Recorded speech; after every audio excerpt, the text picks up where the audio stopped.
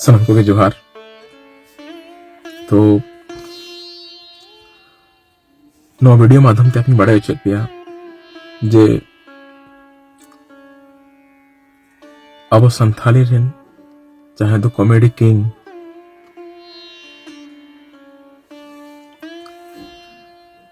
विक्रम मरांडी ठपन टुडू दादा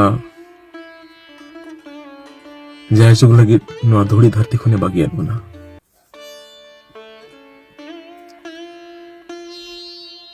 अड़ीगान चेष्टा ताहे कना जे जहां लेकाते अब बो रुवाड़ अगुए दिसम हड़ा हो अड़ीगान गोड़ो अड़ीगान एनेम अड़ीगान सपोर्ट न्यामेना एंते रहो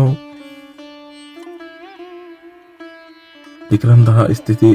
अड़ी के बड़ी ताहे कना डॉक्टर को उनी लीवर प्लांटेशन रेना कथा को रोड़े तहना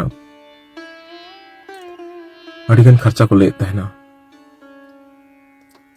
मेनखान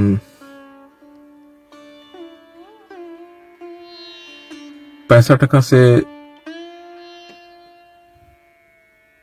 आरे टका ते हो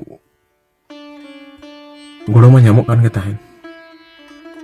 मेनखान विक्रम दा स्थिति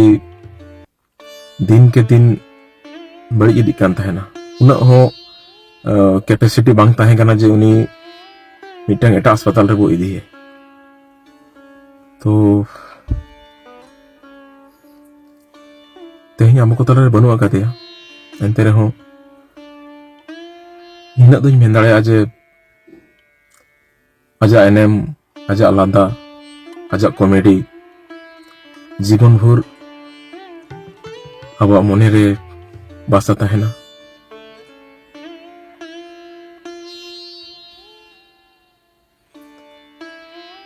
तेहन नो जहां वीडियो बनाया नवा खन किछु घड़िक मांग मेन गानोआ 1 घंटा गान हुयुक कना उनी बनु आकादेया और बरसिंग मांग खन गे वेंटिलेटर रे ताहे कना है